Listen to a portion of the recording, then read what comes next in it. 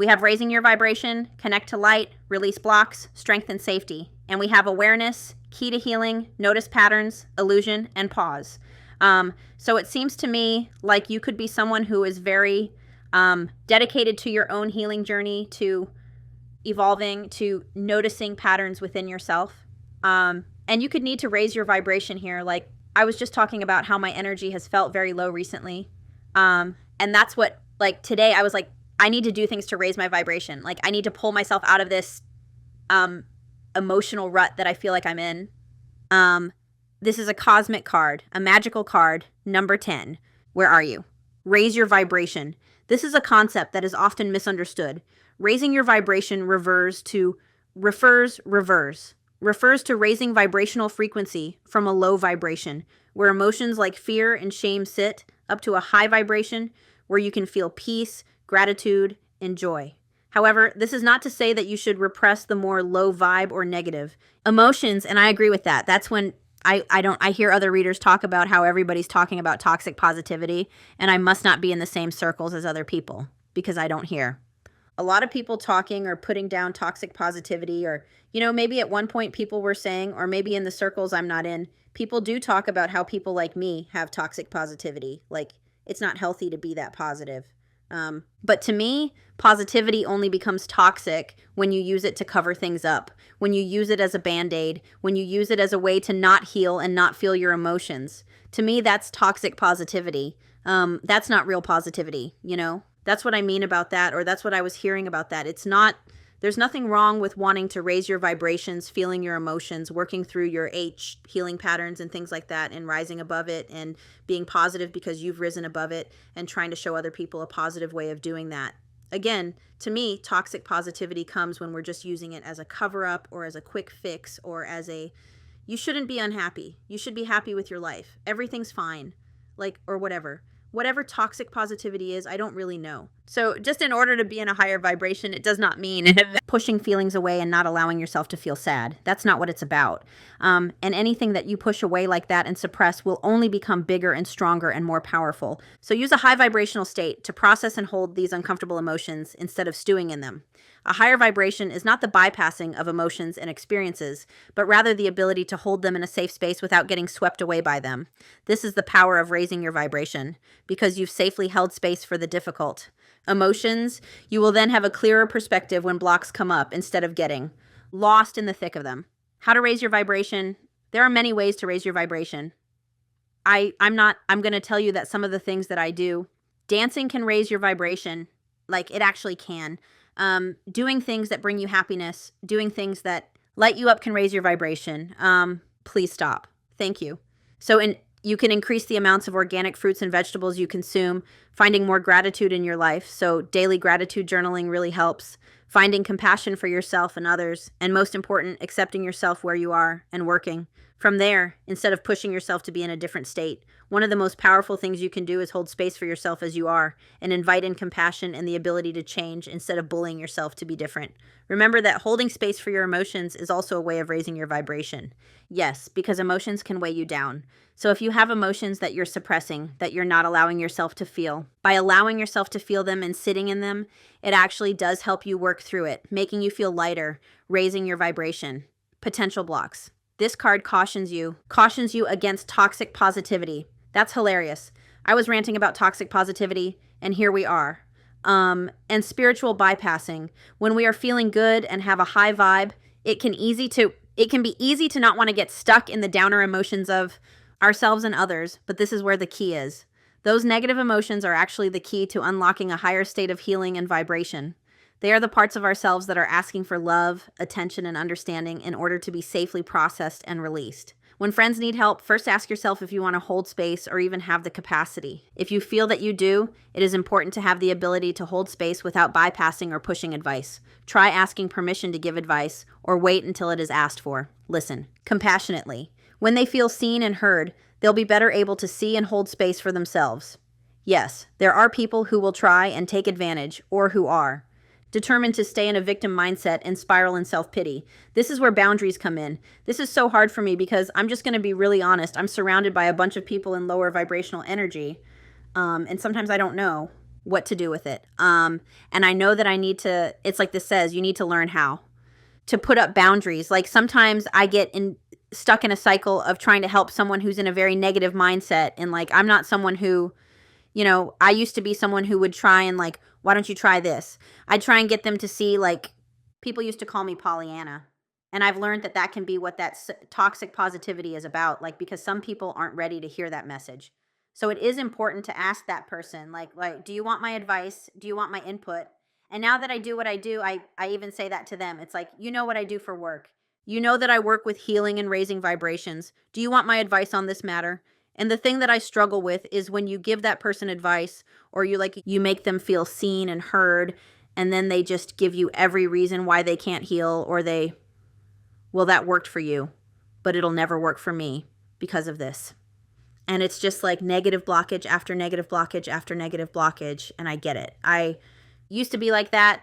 But for me, it's hard when, you know, you're around someone like that and they're just telling you every reason why they can't, every reason why that won't work for them, every reason why they can't stop drinking, they can't stop this, they'll never be able to go after their dream, they'll never be this, they'll never do this. And this card is talking about like learning how to put up boundaries when you're in a situation like that, so that person doesn't drain you of all your vibration either, right? Because someone in that mindset, that's the thing for me that I need to learn, is that you can't, like, I am a people pleaser. I'm a fixer. It's something that I'm heavily working on, and you need to realize when that person can't be helped and you're just kind of draining your own energy trying to help them, is my point. I'm not saying that they don't deserve help or that you should stop speaking to them, but like, I know that. And I can feel drained as an empath, by trying to like converse with someone like that when they're in that negative frame of mind. And you know, I see all the time on social media examples of how when you're at different frequencies, you connect differently. So like, I don't know what it's called, but I keep seeing this example of like, I don't know what they are. I think they're used for music or vibrations or something, but someone's holding two of them and they're like, here's an example of people who aren't vibing at the same level. And you have one person over here vibing at a really high level, and that other person isn't vibing on the same level, so that connection can't be made. You know, it can be hard being an empath, being someone who's into healing, because you start raising that vibration and you start outgrowing the people around you. And like I just said to you, that's something that I struggle with, is that it feels like sometimes like I'm not an energetic match for the people who are around me right now. And that can be like I said, as an empath, when you have multiple people coming towards you because you're an empath and you have this loving energy, when you have people like in that lower vibrational energy, it can kind of pull at your energy or suck it away, you know? I don't know. I'm just being really vulnerable about my experiences as an empath with you, and how hard it is, because like I said, I want to be able to help others. I want to be able to be like, I remember when I started this journey, I said to someone else who was on a similar journey to me, I said, why isn't everyone doing this? Like, it's so freeing to learn how to love yourself. It's so freeing to heal. It's so freeing to be your authentic self. But not everybody is there. Like, not everybody wants to be there or will ever get there. So it can be hard to feel yourself outgrowing the vibrational frequency of others.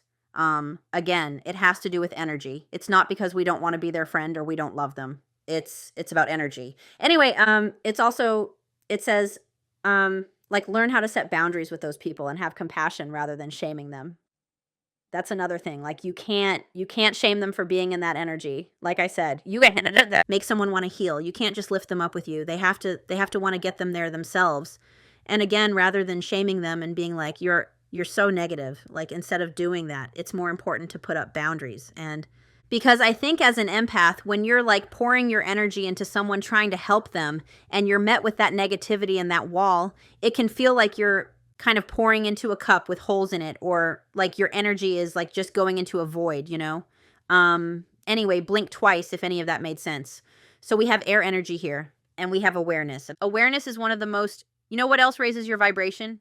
Doing things that you enjoyed as a kid. For example, swinging. Like, I just looked at this woman and it reminded me of like swinging on a swing. Awareness is one of the most important aspects of our healing journey.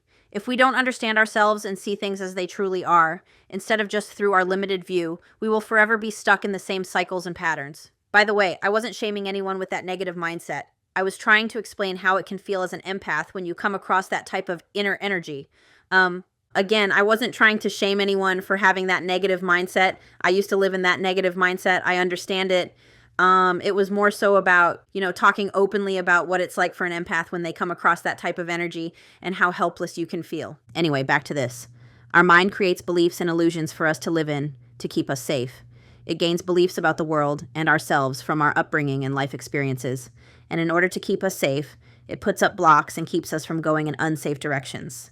Most people aren't aware of the box they live in or the ways in which they behave to stay safe. Most of it is unconscious. The mind is doing its best to keep us safe. Unfortunately, it ends up sabotaging us from the life we really want, which is usually beyond our set comfort zone. Awareness is key because it allows us to see beyond our safety box and out into the perspective of others, and beyond that into a wider view of source. Becoming fully aware of who we are, what we believe, and the patterns we fall into gives us the key to breaking free from our boxes. And I believe this. I'm constantly looking at my patterns, looking at my cycles. Not constantly, but I've spent the last 4 years of my life very focused on healing, and it can free you.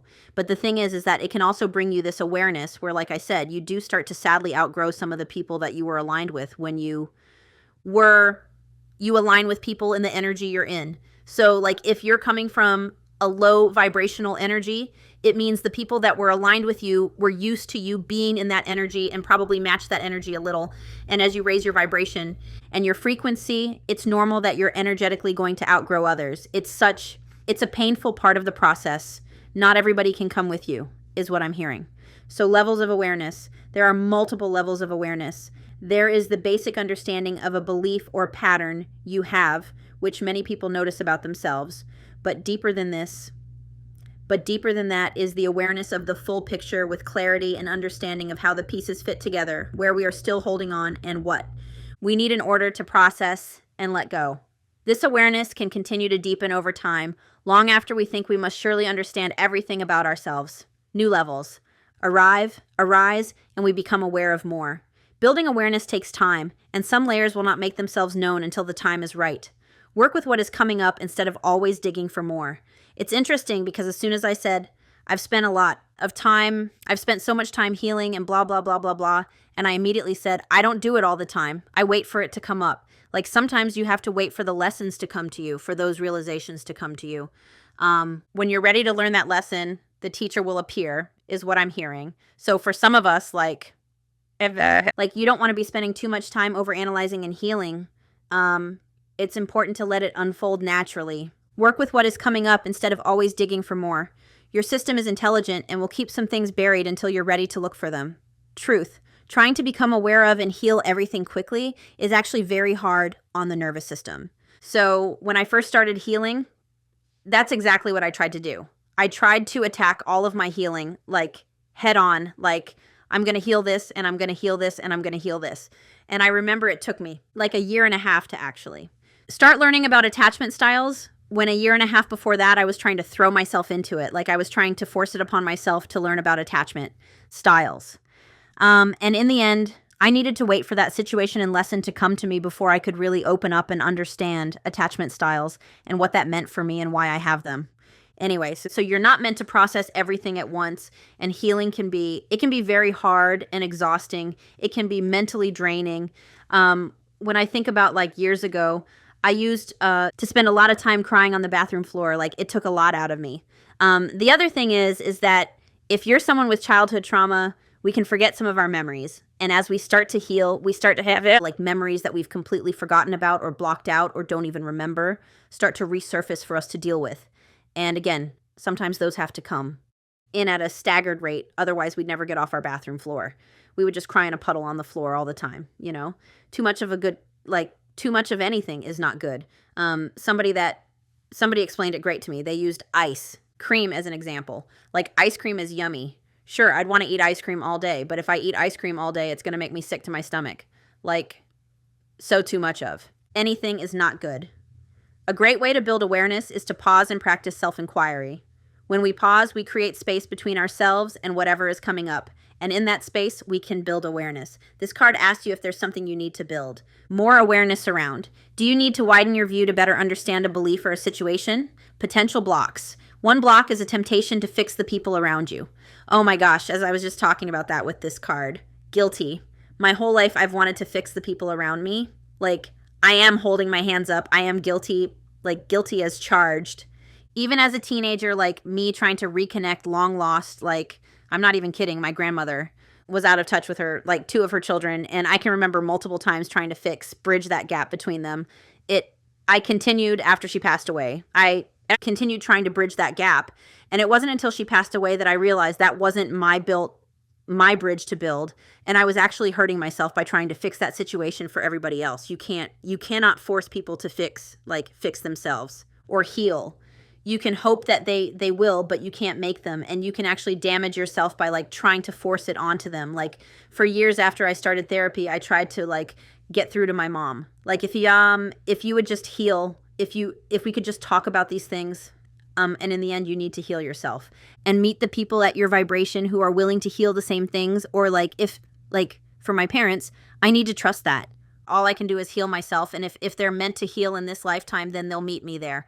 But I cannot, it's not my job to fix them. And again, this fixing thing, this fixer mentality for me comes from like living in an abusive situation when I was younger.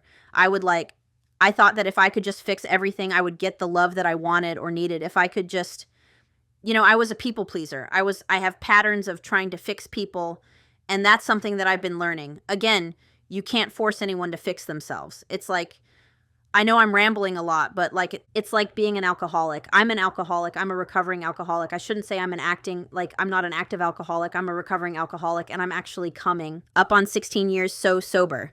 And of course, the first thing I wanted to do when I got sober and realized how great it is to be sober and free from that addiction, although I'm never free from it, I still feel like if I took a drink, that would be it for me. I'd be an alcoholic again. Like, I still feel like I would struggle with that, so I choose not to drink. I choose to like be a recovering alcoholic. But the first thing I wanted to do was I wanted to go to the other people in my life, in my family that are alcoholics, and try and get them to get sober. And you can't make anybody do that. Like I said, it's like an alcoholic. You can't force them to go to rehab. You can't force them to quit. They need to make that decision for themselves. Anyway, I'm rambling a lot, and it's just really nice to, I feel like if you're watching this reading and you enjoy listening to me ramble, then you must relate to me on some level. And it's just, nice to be able to talk about these things with people who are on that vibration, who relate. Anyway, it's nice to chat with you. So let's get back to blocks. One block is the temptation to fix the people around you. With awareness comes responsibility. Once you start to wake up, you can't simply go back to sleep. You sure can't. Once that eye is open, you cannot shut it. Maybe you could. Like, I just heard, like, maybe you could numb it out with alcohol and ignorance. I don't know. But I just feel like I could never go back to the way that I used to be. I could never. So you start to become aware of patterns other people have as well. Oh my gosh, is it ever the truth? Like, you can see patterns in everything and everyone. And if you're an empath, I touched on it the other day that I believe that a lot of empaths are actually autistic people. So you could resonate with being autistic or undiagnosed autistic, and autistic people see patterns in things, like pattern recognition. So especially once your third eye opens. So you start to become aware of the patterns other people have as well. However, it is not your job to judge anyone else on their journey or push unsolicited advice. We've already talked about this, Spirit. If you think you are superior to someone else because of how awake you are, then you are still asleep. This is such a true thing. That's one thing I've learned. That's the most, I no longer judge people the way I used to. Like, I used to be such a judgmental person. I used to judge everybody and their dog. Even just simple things like watching like shows with my partner. I've realized that I'm no longer judging others. And if you are judging others, then like this book says, you're not awake. I went on a rant in a reading earlier about light workers and about how light workers, like, I come from a background of photography, and in my background of photography, it was very competitive. Like, other photographers didn't associate with other photographers. I explained that, like, there's like certain parks in the city where we'd all kind of go to take photos, and it was a very competitive atmosphere. Like, they wouldn't even look at you. Like, they wouldn't even smile at you. Like, I'd try and smile and make eye contact and say hello, and they would just look right through you. They'd pretend they don't even see you. It was so competitive. Whereas my experience in the light working community is that everyone is just trying to lift each other up with like love and light. And I said, if you do come across someone in the spiritual community that's being like super competitive and super judgmental towards other light workers, they are in fact still asleep. You know, I can't tell you how painful it is when I had to leave TikTok, because I would open up TikTok and I would see tarot readers bashing other tarot readers. I cannot tell you. Anyway, I don't even know where I was going with that. But the point is if you're still judging others, and maybe this is a harsh truth for some of us to hear, but if you feel like you're better than someone else because you're awakened, you're still asleep. Part of awakening is releasing judgment of others, is having compassion for all walks of life, for all humans. Again, I do not judge people I used to be such a judgmental cow. And now it's just like, I don't feel right judging anyone. It's not my place to judge them. It's not my place. I'm sorry for the ranting. I shouldn't even be apologizing. That's my wounding. So notice how you may be using your awareness to call out people around you. Oh my gosh, I feel so guilty about this. I feel so guilty. I am guilty of this. Because I have this awareness, especially of like healing and cycles, I have been known in the past to point that out to someone very specific to me, because I just want them to see, right? But again, I'm being vulnerable with you. This is something that I need to work on, because not everybody can see. If they're not awakened, they can't see the same things that I see. It doesn't matter how many times I say I can see it. I'm just giving myself a little talk here. Sorry. So where is this desire coming from? Is it from a compassionate place that wants to connect with them? For me, that's a yes. It comes from a place where I just want to connect with them. I just want them to be able to see. You know, I already mentioned it, that in the past, I used to try and just fix people, and I've had to stop trying to do that. Or is it from a desire to show how much you know? So where is it coming from? Like, if you are, what did that say? If you are using your awareness to call out people around you, which, sorry, mother. Like, seriously, I have a memory of, like, calling out my mother because I felt like I had more awareness than her. Again, where is it coming from? Is it coming from a that place of compassion and wanting to build that connection with that person? For me, that's a yes. Or is it coming from a desire to show that you know? Is it coming from a place of ego? You know? Pause before you jump in. Another potential block is self-reflecting to the point that you are hyper-aware of all of your shortcomings and past pains. Been there, done that, will not repeat. You may struggle to see the light because of all the pain and blocks you are now aware of. Yes, that was me. Been there, done that, will not repeat.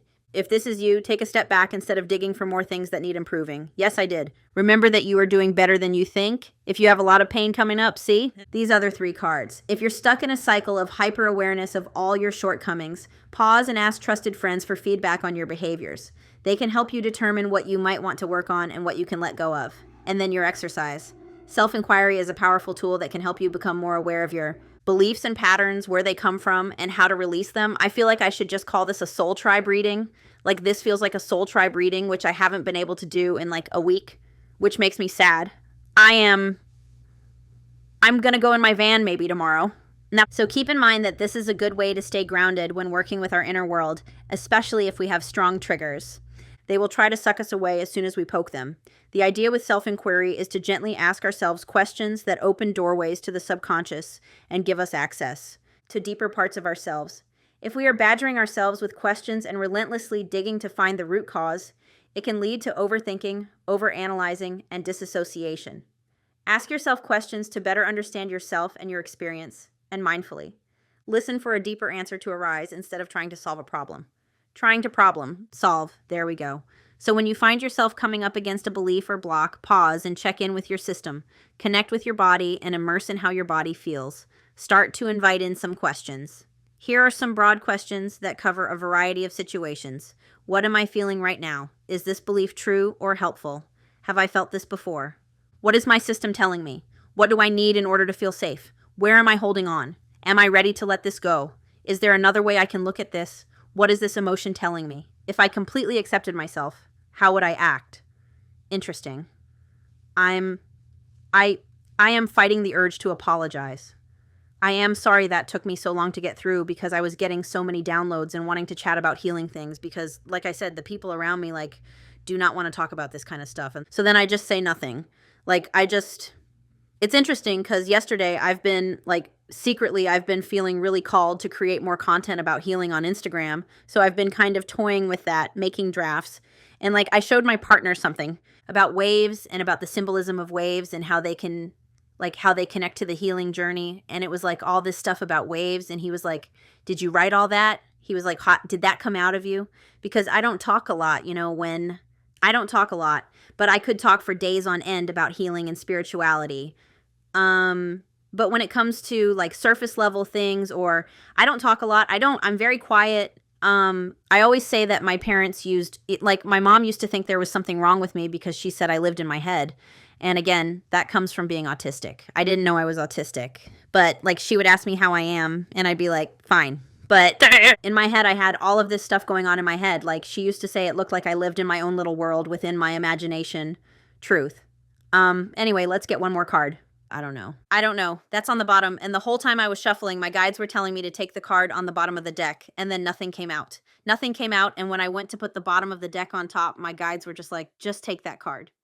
So I feel like that's the card that wanted to come out. We have the Collective, which is another magical card. Magic. Number 9, the Collective. What is the collective consciousness? I don't know if I wanted to show you all these cards up close. Look, it's us. I'm not even kidding. That's the raise your vibration one. When I'm sitting down, I can't see how much you can see, so I just wanted to show you up close and personal, that card. But look, it's us. It's all the empaths. And I will say, we are a part of collectives. Right now, there's other souls experiencing the same journey you are. The example that I sometimes use, I used it in a love reading the other day, is that I was on a pivotal, I've actually been thinking about this moment during this reading because of some of these cards. I was I found myself in a province where I didn't know anyone. I went there to visit someone, and I went there armed with my knowledge of healing, thinking that I could help them, and that did not go the way I thought it would. And I ended up feeling very abandoned, and it was a wound being reopened. But I found myself in a city where I didn't know anyone. I had no one I could call for help. Nobody. I knew nobody there except this person that I went to visit. And I remember once I got over the shock of all that and I was settled in my hotel room, I remember turning on a tarot reading with this collective that I was a part of. I listened to this reader every day, and she even said in a reading the day before it happened, she even mentioned a giant tower moment and being stranded, and I remember turning it off. My ego was nah, that'll never happen. And I remember flicking it off nope, that won't happen to me. And then it happened later that day. But I remember turning on that same reader, and I went to the comment section, and I saw multiple Tauruses were in the exact same situation as me because we were part of a collective. So I went into that comment section, and I was shocked to see that. There were multiple people all over the world who were in the exact same situation as me. They were talking about being stranded in a state or a province or a city because they went to see their person or whatever, and a tower moment happened, and now they're alone in a hotel room. It was just mind-blowing to me. So just remember, you're not alone. You are a part of a collective. You come from a group of souls that you're on the same frequency with. Anyway, I'm just very chatty. We are a collective, connected as one, having an individual experience. We live this life as a single person, but we are all connected to each other. The collective consciousness card is a reminder that on an energetic level, we are all intertwined. It's easy to become disconnected from others and get lost in our individual experience. But take a moment to remember that we are all in this together. We are a divine collective sharing this planet and this life. We are not alone. Because we are all connected, what affects one group can affect the entire collective. We can try and think of ourselves as separate, but when catastrophe strikes one country, there is a heaviness felt around the world. I believe this. I got chills when I said that. We saw this with the 2020 global pandemic. Many of those relatively unaffected could still feel the heaviness of the world as it went through pain. To connect with the collective is to connect with the universe. You can tap into the collective knowledge, ancestors, past lives, guides, and other realms, zooming out and gaining a wider perspective of your life. Collective evolution. This is what I mean when I say I channel different collectives. So if I'm not channeling your energy, it just means I'm not channeling your collective. That's what I mean in love readings. I'll channel a collective energy of a group of people going through very similar situations, very similar lessons, very similar wounding. So this card is also about collective evolution. As we evolve and heal on our own journey, we are raising the vibration of the collective. So in healing ourselves, we are healing and uplifting the energy of the world. We are uplifting humanity. Whether you believe that or not, it's something that I believe, and it's something that is a task of like a starseed, is to raise the vibration of the universe by raising our own vibrations and encouraging others to do the same. Anyway, since we are all connected, we need each other to evolve and embody a more conscious lifestyle on this planet. Stay grounded and follow the flow. Lastly, this card encourages you to connect with the flow of the whole while staying grounded and connected to your own energy so that you don't constantly leave yourself open. When you connect to the light and let it tap into the flow your life can take, the people it can connect you with, and the path you can walk. Let it also connect you with the influence you can have on the world around you. Potential blocks. You might be going too big and getting lost in the collective, its massive scale, and the many planes of existence. If this is you, it's time to bring it back down to a smaller scale and reconnect with yourself and your own divine and human energy. Create a foundation for yourself, and from there, tap into a broader scale and let yourself be guided so that you aren't swept away. Another block is that you could feel isolated and alone in this world and are disconnected from the wider collective. Remember that outside of your little bubble is an entire world of people, and their collective energy is connected to you. The last block could be that as an empath, you are tapped into the suffering of the world to an unhealthy extent. Remember that you cannot take away people's suffering, and that feeling all the pain of others actually won't help them. You can provide support, donate to charities, volunteer, and help however you can. But taking on all of that pain will drag you down and keep you from being able to live your life to the fullest capacity. Start to practice compassion instead of empathy. This is a more grounded form of connection where you don't actually take on other people's energy and suffering. When you remain grounded and connected to your own energy, you can better help the world. So I'm going to leave it there, my friends. Thank you I almost feel like you and I could have been sitting here having a coffee together. The only thing that would have made it better is like a two-way conversation where you spoke back to me about the same type of things and we connected. That's what could have made it so much better, is if we were like, if you were sitting across from me and we were just having coffee, shooting the shit, talking about spirituality and healing and being empaths. This can be a lonely journey, again, the people around me right now, I feel like that will change someday. I feel like other people will come into my life. But right now, I do feel like I'm missing that. I feel like I'm missing, connections in my everyday life that I feel in alignment with in this way. I did make a spiritual friend last year, and that friendship is still going very strong. And I do recommend it to anyone. Like, it's so nice to have another human you can talk to about the things you believe in without, worrying that you sound like you're crazy or, their eyes glaze over because they think you're crazy. Anyway, my empaths, I'm going to leave it here. Thank you for sharing your time and energy with me. I know it's precious and valuable. And remember to protect it as well and to take some time for you. And yeah, thank you for allowing me to be vulnerable and open. And thank you for listening to me. I appreciate it. And yeah, I will talk to you guys soon. Until then, I'm sending you lots of love and light. Bye.